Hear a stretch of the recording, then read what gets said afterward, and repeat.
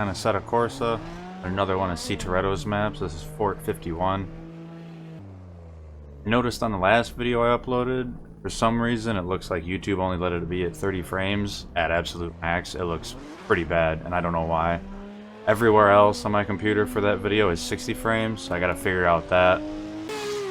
Also messing around with the audio a little bit, trying to get it so the cars don't overpower my voice.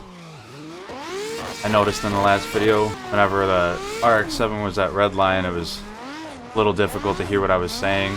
I probably could just record different attempts to figure out exactly how I want the audio to be and what sounds the best, but a part of me also kind of wants to document the entire journey of trying to figure out all my settings and what sounds best, what works, what doesn't.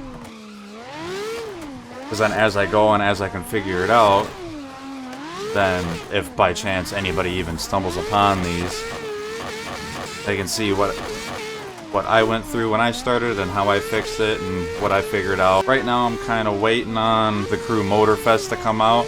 I want to do a playthrough on that and make videos. Mainly just making these to get comfortable with the whole recording process. This car is also a part of the DocuSide car pack on Vossen. I seen it on one of Slap Train's videos, this car specifically. It's a S13 rear with a S14 front. I did a little practice lap already around, try and get comfortable. See if the car needed any adjustments in the tune. I don't know if it's a track or if it's car, but I just feel like I am on ice. Lowered the tire pressure. Helped a little bit.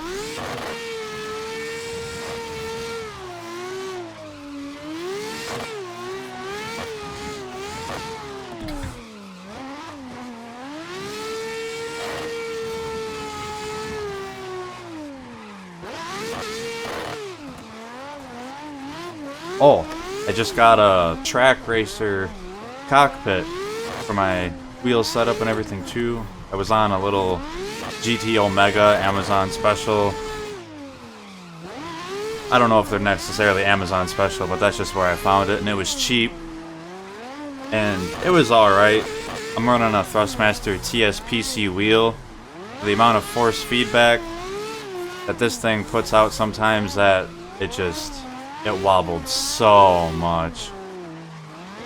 It wasn't any like a big stand or nothing, just something that the wheel pedals and shifter and handbrake could bolt up to, and then the chair clipped on, well I shouldn't say clipped on, but slid over a little bar to prevent the chair from being pushed back when you're braking.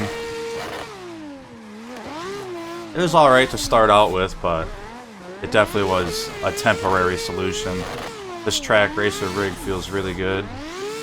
I went with the TR8 Pro, and when I ordered it, I did the typical order then look up reviews. But I looked up some reviews from people, and it's a good rig, but most of the bad reviews were based on shipping. The boxes that they come in, you will receive your product with scratches and other kinds of imperfections due to the fact of the lack of protection within the box itself. So that was mildly disappointing. If you ever seen a Jay's 2 Cents video, he unboxed the, I don't even remember what it was, like the Alpine rig, the, what was it, TX or TR something Alpine rig from Track Racer. And one of his biggest issues was the manual. The manual needs heavy work. There were parts I received that aren't in any of the manuals, so I still don't know where they go. They don't line up anywhere, so I'm not even sure if I was supposed to get them or not. However, I looked up assembly videos on YouTube of people that got the same rig, and they also have the parts scattered, but they never get shown being installed, so it really didn't help out at all.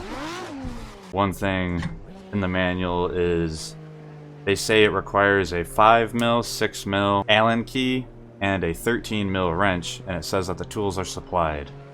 However, I did not receive a 13 mil wrench. I received a 14 and a 17, which, I mean, was not what I was supposed to get, but luckily I had some tools here. I was able to make it work.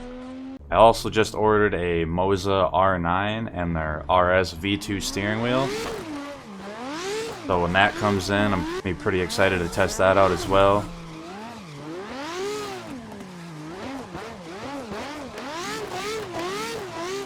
I've read some reviews online that the Moza R5 is a pretty alright upgrade compared to the Thrustmaster TSPC that I have.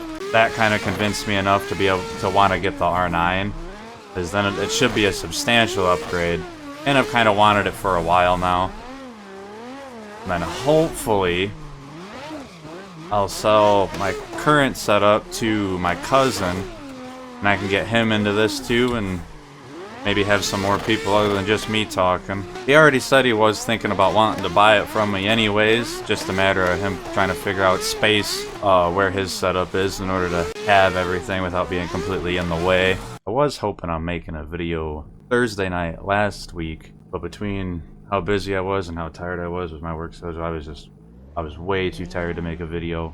Works out anyways, because now I get to make this video on the new rig. I recently just bought F1 23.